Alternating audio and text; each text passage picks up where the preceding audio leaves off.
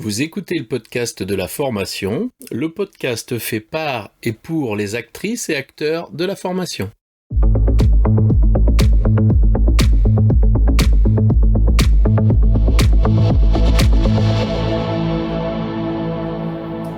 Bonjour et bienvenue.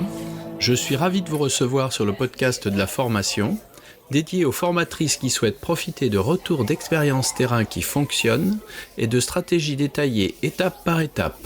Chaque épisode vous permet de mettre en place des actions immédiates et d'obtenir des résultats efficaces et concrets. Bonjour Nadège, j'ai le plaisir de t'accueillir aujourd'hui sur le podcast de la formation. Est-ce que tu peux te présenter ? Bonjour Laurent, je te remercie de cette invitation. C'est avec grand plaisir que je viens participer à ce podcast. Donc je m'appelle Nadège et je suis formatrice depuis bientôt 10 ans dans le secteur assurantiel.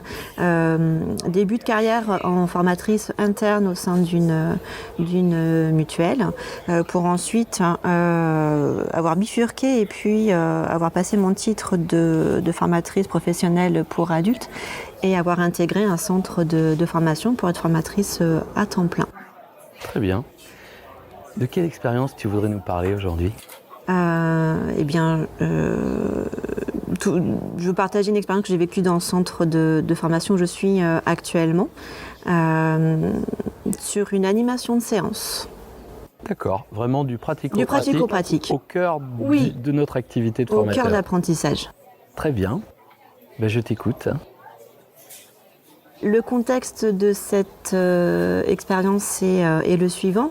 Une mutuelle, mon secteur professionnel, m'a demandé de construire 2 parcours de formation puisque leurs besoins sur 2 métiers étaient des recrutements en externe sur des profils éloignés des compétences cibles. La solution a été la formation puisqu'elle sert à combler un écart d'une compétence pour être amené à être opérationnel sur un poste de travail. 2 métiers, gestionnaire de prestations santé et puis conseiller clientèle à distance, toujours sur le secteur de la complémentaire santé. Donc construction du parcours et sur lequel j'ai été référente et amenée à animer, avec d'autres formateurs également sur ces parcours-là, animer des séquences et des séances de formation. Et donc l'expérience que je souhaite partager aujourd'hui, c'est sur l'animation, sur la phase d'introduction, la phase de démarrage d'une animation de séance, une problématique qui s'est posée sur des apprenants qui, au moment de l'accueil, n'étaient pas présents à leurs apprentissages, où il a fallu prendre un temps avec eux pour aller voir ce qui se passait et pour trouver une solution. D'accord. Faciliter les apprentissages derrière. Donc si je résume, ta mission, c'est de permettre par la formation, dans 2 axes métiers différents, de recruter des personnes pour une assurance. Oui. Très bien. Et là, donc, tu nous évoques cette dimension de prendre le temps pour. Tu commences pas, alors j'y vais, c'est moi, je suis prête. Tu vas plutôt dans eux où ils en sont et comment on les ramène donc à cette présence aux apprentissages. Comment tu t'y es pris alors ? J'ai pris pour habitude, lors de l'accueil des stagiaires, des apprenants stagiaires, peu importe d'ailleurs le mot qui est utilisé, de m'inscrire dans le moment où eux en sont en fait, de ne pas m'imposer au démarrage de l'accueil pendant la séance ou la séquence et de m'intégrer à où ils en sont à l'instant T, au moment présent en fait. Comment tu t'y prends pour pour justement savoir où ils en sont, eux? Comment ça se passe? Être présente soi-même en tant que formatrice, écouter. Tout en amont, dans le début des parcours, il y a évidemment un climat de confiance à instaurer, une posture à garder de facilitateur, facilitatrice, puisque les parcours sont créés pour les apprenants, donc c'est vraiment l'apprenant au cœur, au centre du parcours, ce qui permet ensuite d'avoir un écart humainement entre le groupe de stagiaires et le formateur qui est au-dessus, mais vraiment humainement être, on est au même niveau et nous formateurs, formatrices, être là pour les accompagner dans leur parcours et qu'ils atteignent les attendus en termes d'objectifs pour être opérationnels derrière, puisqu'on est bien ensuite dans le transfert dans le système travail. On est en écoute active, l'écoute active ou écoute sensible, c'est-à-dire que il y a le verbal mais aussi le non verbal en fait à percevoir, et une perception qui est même autre que le non verbal qu'on peut développer en capacité, et on questionne évidemment. On questionne. En créant ce climat de confiance, on peut poser des questions auxquelles évidemment ils peuvent répondre ou pas, parce qu'on a accepté aussi que poser une question, mais de ne pas attendre de réponse en retour, en fait. Dans ce que j'entends, je me dis, mais du coup, est-ce que je ne prends pas des risques, moi, en tant que formateur, de me décaler de, tu vois, j'ai prévu ça, j'arrive, je fais ça, genre la checklist, 1, 2, 3, je déroule. Et là, tout d'un coup, tu me dis, non, moi, j'arrive, je prends la température, je mesure avec tous les outils que j'ai, que ce soit verbaux ou non verbaux. Et là, tout d'un coup, je m'adapte. Mais comment tu peux garder ton fil à toi? C'est facile? C'est pas facile? C'est comment ça marche un peu ça? Peut-être l'inclure dans la préparation de la séance ou de la séquence. Bien évidemment qu'on doit, dans notre préparation, la construction du scénario du SPS, du scénario pédagogique de séquence ou de séance, construire les activités, l'objectif, l'évaluation. Il y a une part inhérente à l'humain sur l'aléa ou même sur la logistique qu'on doit intégrer sans savoir ce qui va se passer en fait. Mais on garde toujours l'objectif en vue. Les apprenants gardent toujours l'objectif en vue et il y a toujours des solutions aux problématiques. Quand tu dis les apprenants gardent toujours l'objectif en vue, ça veut dire que l'objectif il est partagé à un moment? L'objectif est partagé. Dans la phase d'introduction, il y a l'accueil, on resitue les apprentissages avec eux dans leur parcours, où est-ce qu'on en est, où est-ce qu'ils en sont, et puis ensuite on amène à présenter l'objectif, ce qui est attendu. Et puis les étapes, les activités pour le chemin en fait d'apprentissage. On présente le chemin d'apprentissage avec qu'est-ce qui est attendu, quelle est la finalité. D'accord. Là, quand tu fais ça, on est toujours, tu sais, on dit que le temps est l'ennemi du formateur. Mais accepter cet aléa, c'est résister justement à cette injonction de temps. Et comment ça se gère concrètement ça? Alors la notion de temps, je te remercie de l'aborder, puisqu'effectivement, on prend comme injonction. Au début, je le vivais comme ça, une injonction. J'ai 14 heures pour telle séquence, ou j'ai que 2 heures pour telle séance. Et à un moment donné, j'ai eu un déclic où maintenant, ce temps-là est une contrainte, et la contrainte, elle n'est pas négative en fait. La contrainte au sens, c'est un élément à prendre en compte comme tout autre élément en fait. Ce qui permet de lâcher prise. Pas lâcher prise au sens où on ne contrôle plus rien. Au contraire, le lâcher prise permet de maîtriser et de se recentrer sur l'élément principal qui est l'apprenant en fait. Et ça permet effectivement de ne plus vivre le temps comme une injonction, mais de l'intégrer dans la préparation, dans la construction, et en sachant que c'est en vivant l'animation avec les apprenants que chemin faisant, les solutions se trouvent. Et dans cette capacité justement à les accompagner dans leur dimension à eux, on s'y retrouve, nous, en tant que formateurs, dans les objectifs qui sont visés, dans ce pourquoi on est là. Hein. Nous, on est là pour des objectifs pédagogiques opérationnels, pour qu'ils soient validés. Et ça fonctionne, là, on s'y retrouve, ou on accepte de ne pas y aller du tout, par exemple? Si, on s'y retrouve, puisque l'objectif, l'OPO, hein, si on veut parler en acronyme, il ne change pas. Et il reste à atteindre. Sur ce chemin d'apprentissage, les apprenants d'abord l'ont en permanence en vue. Oui.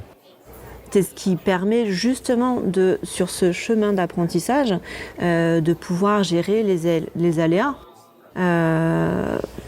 Si la ligne n'est pas toute droite pour réussir, peu importe en fait. On va prendre des chemins de traverse, mais on sait où on doit aller. Ils savent où ils doivent aller. C'est pas notre objectif en tant que formateur. Ce n'est pas notre objectif pédagogique opérationnel. C'est celui des apprenants. Tout à fait. Quand on co-construit avec eux, là, parce que ça, c'est de la vraie co-construction, oui. Moi, j'entends dans ce que tu me dis le passage entre j'enseigne et ils apprennent. Du coup, tu lâches le côté j'enseigne pour favoriser le côté ils apprennent. Et là, l'engagement, tu le mesures différemment. Ils sont plus impliqués quand tu les mets dans cette situation-là. Ils y vont, entre guillemets, ils adhèrent ou pas? Oui, évidemment, puisque du coup, les séquences et les séances leur appartiennent. Ça n'appartient plus aux formateurs. Comment tu fais pour qu'ils aient la bonne représentation de là où il faut aller? Parce que tu dois, en tant que facilitatrice, accompagnatrice, montrer ce chemin. Comment tu sais que, un, ils l'ont perçu, et deux, c'est bon, on est dans le bon sens?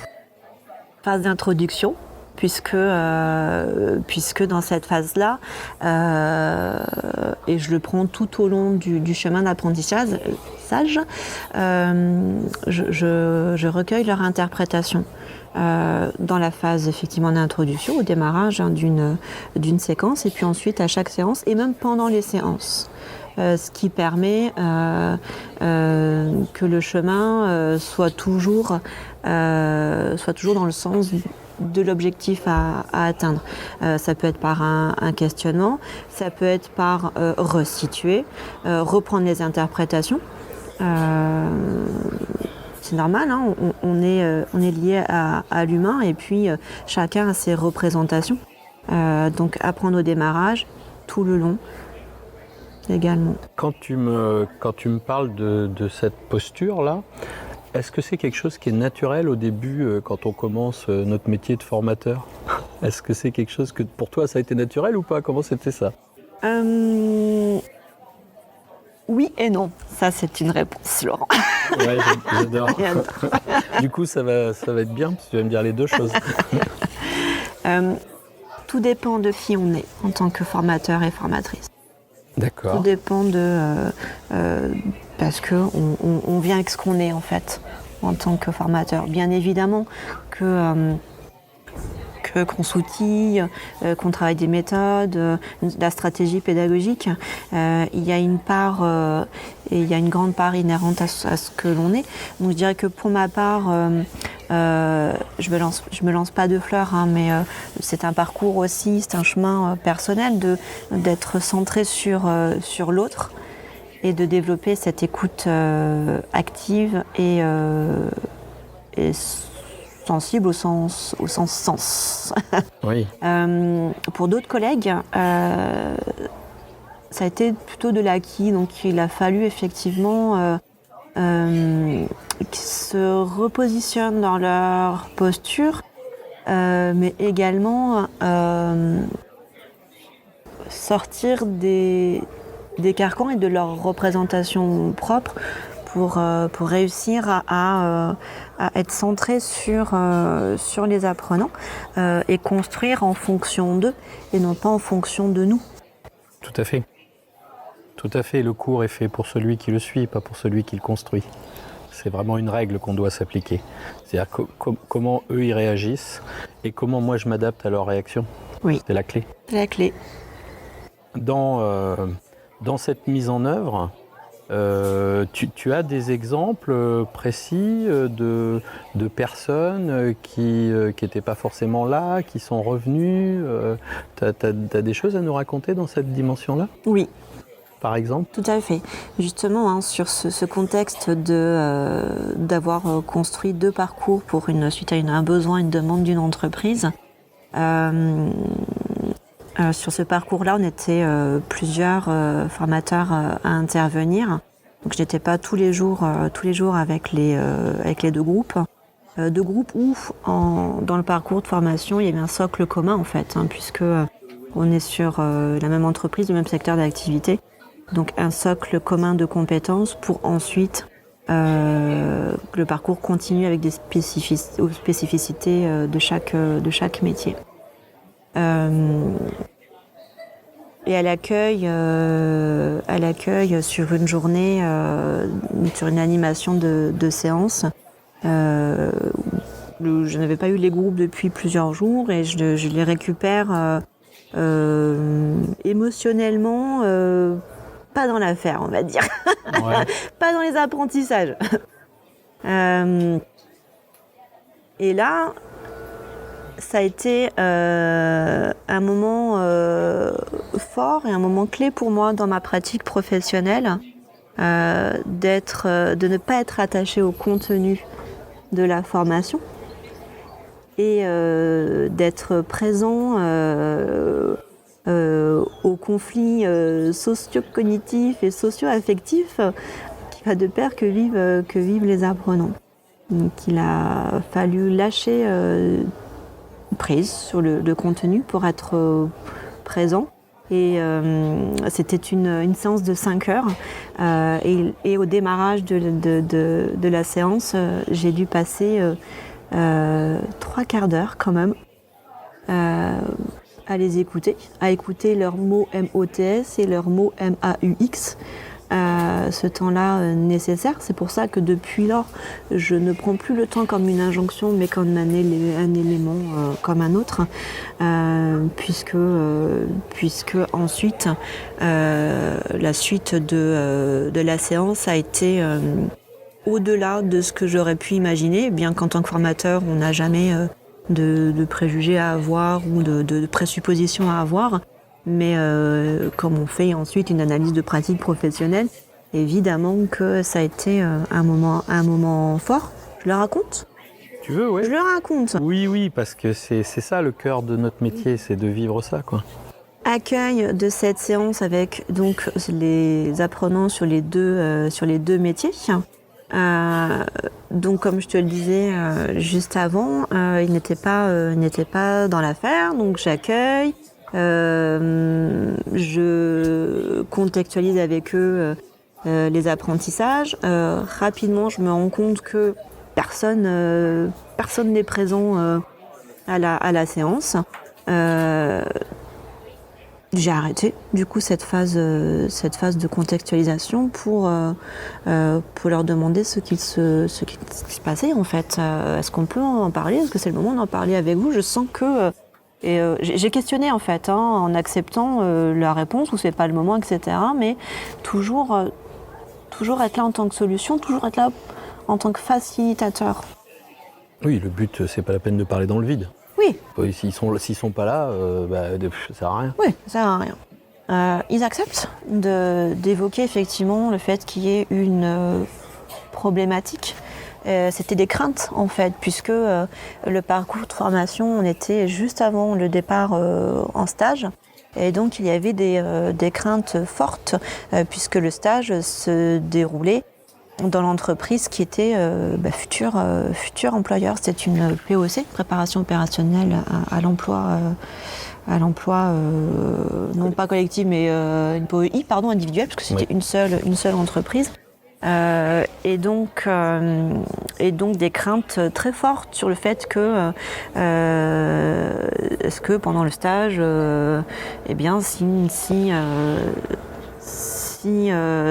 s'il n'était pas aux attendus de ce qu'attendait l'entreprise, est-ce que derrière ça mettait fin où il n'y aura pas de contrat. Donc l'enjeu était fort en fait.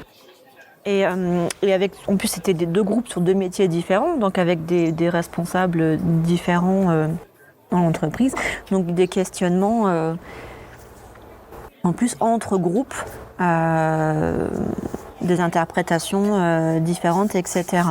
Ma posture, mon rôle à ce moment-là a été je me revois, j'étais debout, donc du coup à ce moment-là je me revois prendre une chaise, m'asseoir avec eux pour que ça fasse vraiment un moment de partage et être en groupe, et j'ai écouté. J'ai écouté. Je ne suis pas finalement intervenue tant que ça en tant que formatrice. Et c'est là où on voit également que les apprenants adultes ont un potentiel et des ressources infinies, puisque d'avoir laissé ces échanges se faire entre eux, ils n'avaient pas eu l'occasion d'échanger entre eux en groupe, sur les deux groupes. Ils ont verbalisé, ils ont partagé. Dans l'échange, de s'écouter, j'ai juste peut-être été là pour réguler quand même, pour pas que tout le monde parle en même temps et dire écoutez ce que telle personne a à dire, sans juger. Si, peut-être poser un cadre quand même. On s'écoute, on ne juge pas. On accueille ce que l'autre a à dire et on partage. Ils se sont autorégulés entre eux. Certes, ça a duré 3/4 d'heure. Ces 3/4 d'heure-là leur étaient nécessaires sur leur parcours de formation. Il y a eu une cohésion ensuite très forte qui n'était pas présente avant. Tout le monde s'entendait très bien, mais la cohésion ensuite a été beaucoup plus forte. Donc 3/4 d'heure de prise sur 5 heures, quand je l'ai laissé échanger, j'avais un peu de panique quand même sur comment je vais faire moi en tant que formatrice pour qu'ils atteignent l'objectif. À la fin des 3/4 d'heure, je leur ai demandé si le sujet était clos et si on pouvait reprendre le cours de la séance. Tous ont validé. Je leur ai présenté à ce moment-là l'objectif et des étapes pour réussir. Et je leur ai annoncé le temps. Moins 3/4 d'heure. Moins 3/4 d'heure. Je leur ai dit, voilà, nous avons 5 heures moins les 45 minutes que nous venons de passer. Attention, c'est pas la course au contenu. Si au bout des 5 heures, ce n'est pas fini, à moi de trouver la solution pour que... on n'était pas en fin de parcours, donc il y a toujours une solution pour que ça soit repris à un autre moment, après le stage. Peu importe la solution qui est trouvée, mais l'idée fondamentale c'était, j'avais prévu 5 heures. Si au bout des 5 heures, vous êtes encore en processus dans les activités, vous continuez. Vous continuez et on verra comment... on se prendra un temps avant la fin des 5 heures pour voir où vous en êtes et voir quelle solution on trouve.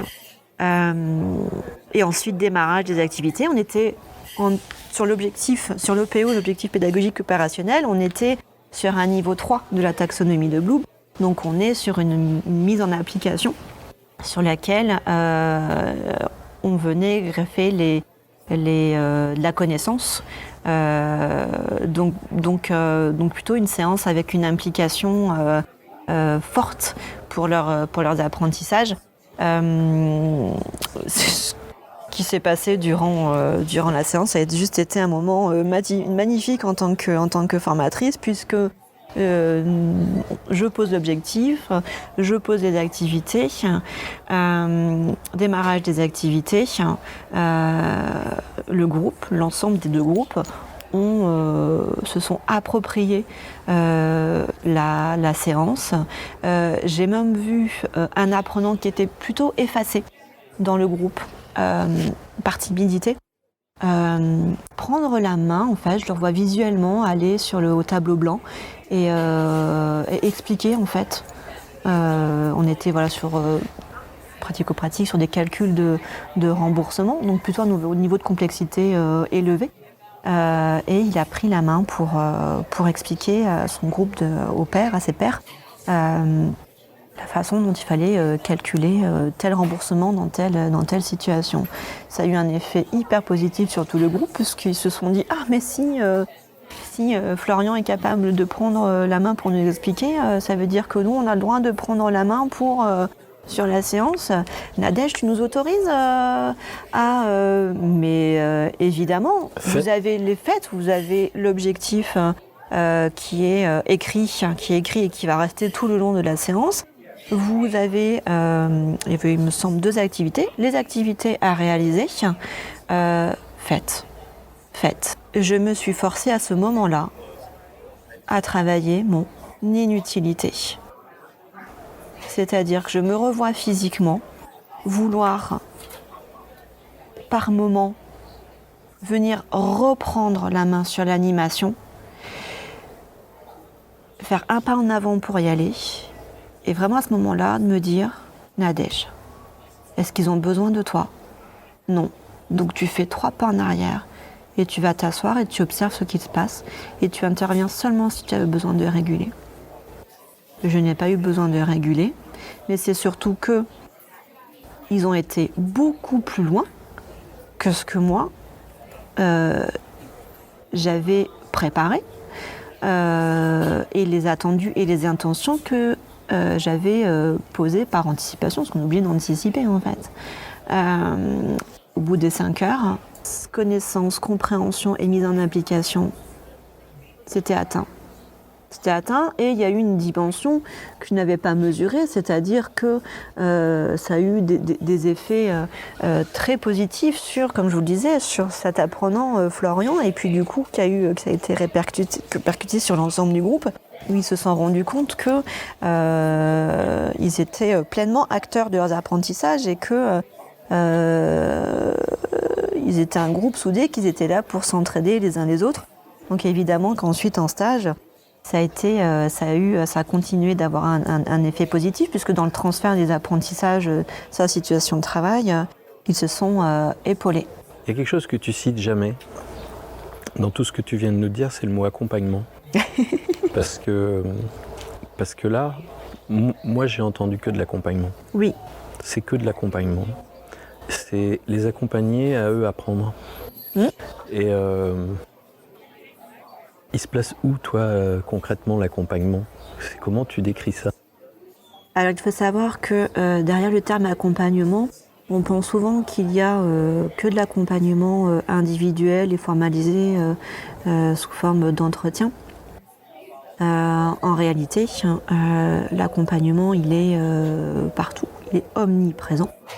Il a diverses formes. On voit hein, dans ce que j'ai pu raconter ici, qu'il est également collectif, qu'il se formalise, ne serait-ce que d'écouter les émotions, le ressenti des apprenants. Il est partout et il peut prendre mille et une formes en fait. En réalité, l'accompagnement est quelque chose de protéiforme dans lequel vit l'apprentissage. Exactement. C'est un peu ça l'idée. Élément vital des apprentissages. Dans ces dimensions-là, tu me parles d'apprentissage présentiel. Oui. Tu sais qu'aujourd'hui, on va beaucoup parler de distanciel. Oui. Tu as une idée de la place de l'accompagnement dans la dimension de cette FOAD, ces formations ouvertes à distance, e-learning. Tu vois une place ou c'est quelque chose où on n'en a pas besoin ? Si. L'accompagnement est un élément vital. Je pèse le mot vital en fait dans le processus d'apprentissage. L'expérience vécue, quand je dis que c'était un élément déclencheur, un élément clé dans ma vie de formatrice, oui, je le garde en tête tout le temps. On ne peut pas faire sans, même en distanciel. Bien évidemment qu'il prendra une forme différente, en temporalité, en modalité, tout simplement, mais oui, nécessaire également. Pour que les apprenants c'est pas le verbe maintenir dans les apprentissages, mais qu'ils soient...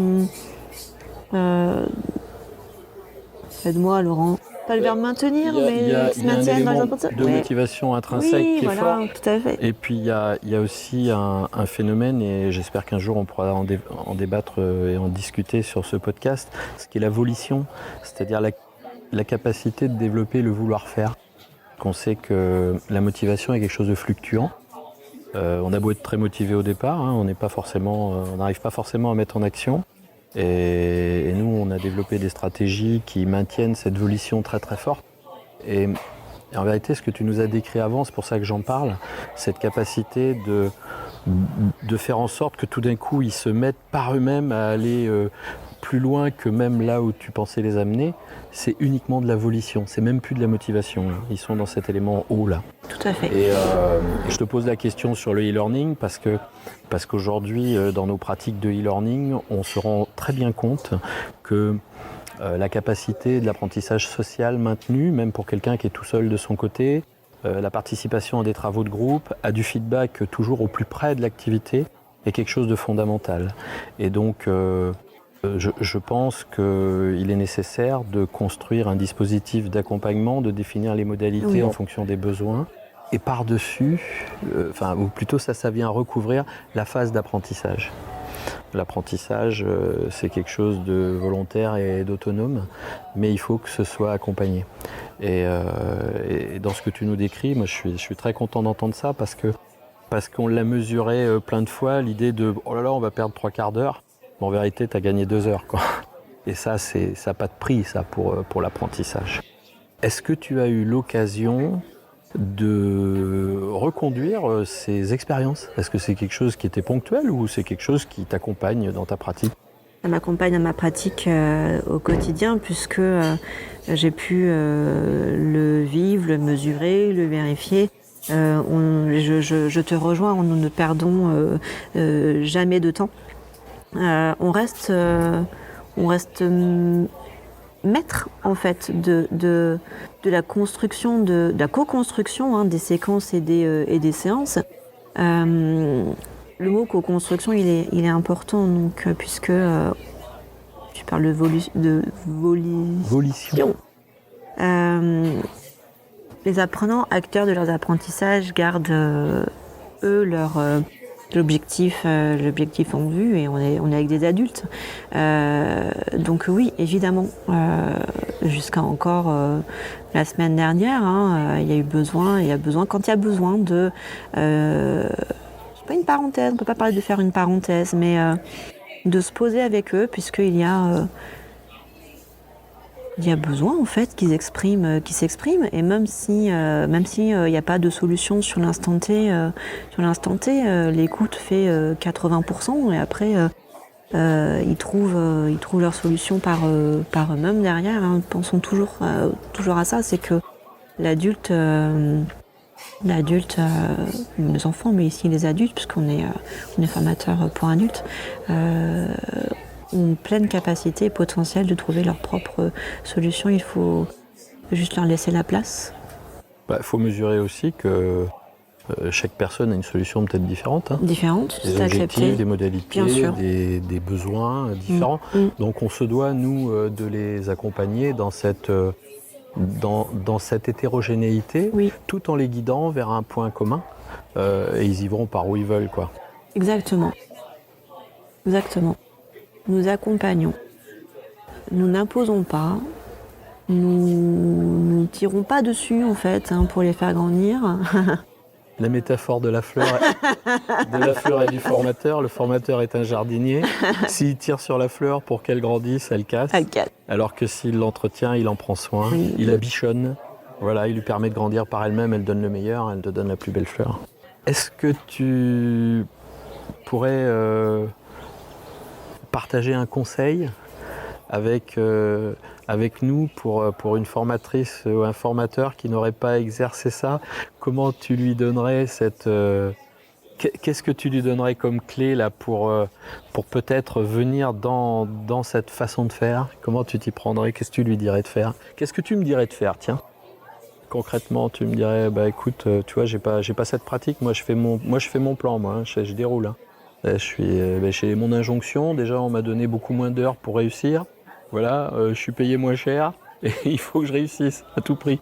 Donc qu'est-ce que tu me donnerais comme conseil là pour que justement, et là je vais reposer la question, pour que les apprenants réussissent, parce que mon objectif c'est pas de réussir moi.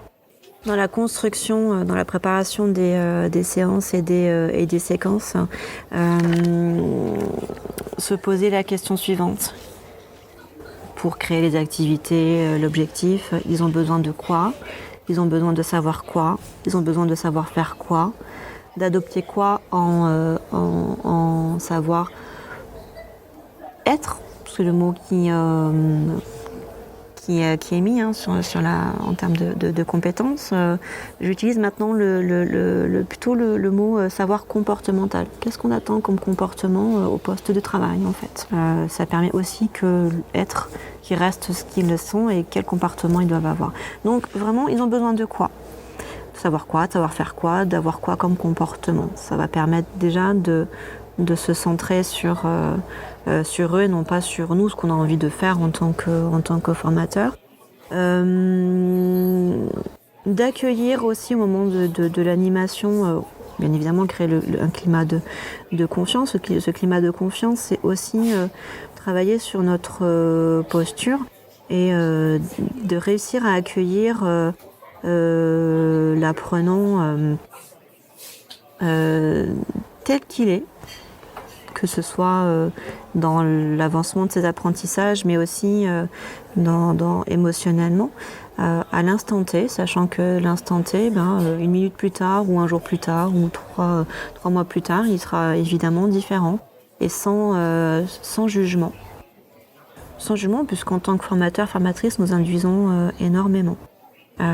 Et déjà de se dégager de jugement et d'accueillir l'apprenant ou les apprenants à l'instant T où on est avec eux, ça facilite tellement notre pratique, puisqu'on a beaucoup moins de parasites sur le fait que on imagine,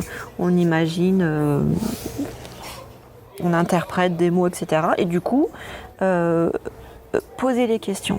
Si vous percevez quelque chose chez l'apprenant, si vous entendez quelque chose, si c'est pas devant le groupe, mais à faire, et là bien sûr on revient sur l'accompagnement, mais même en aparté, d'aller avec eux, en fait, d'être avec eux, d'être présent à eux. Juste une question des fois. En partant peut-être de jeu, parce qu'on est toujours dans la communication, c'est aussi nos interprétations en tant que formateur. Du coup, c'est souvent je commence par j'observe ça, ou j'ai pu remarquer ça, ou je vois ça. Est-ce qu'on peut en parler? Est-ce que tu peux me dire ce qui se passe? Est-ce que etc. Et en général, ça désamorce. Si c'est pas le moment, parce que ça m'est arrivé aussi qu'un apprenant me dise Nadège, c'est pas le moment. Très bien, je reste à ta disposition. Tu peux m'envoyer un message. Bien sûr, on pose un cadre dans l'accompagnement également, et aussi sur la temporalité. C'est pas non plus de répondre au téléphone à 23h. Mais voilà, tu peux m'adresser un mail, on peut recaler un moment ensemble, et si tu sens que c'est le moment. Et puis la solution, voilà, sur nos contraintes logistiques, sur nos contraintes de temps, puisque ça revient de façon permanente. La solution vient aussi des apprenants. On n'est pas seul en fait. On est avec les apprenants et la solution vient en co-construisant avec eux. Donc je dirais de lâcher notre peur du tout contrôle. Ok. Moi, je suis très content aujourd'hui d'avoir échangé avec toi. Je suis très content qu'on parle de cette dimension d'accompagnement.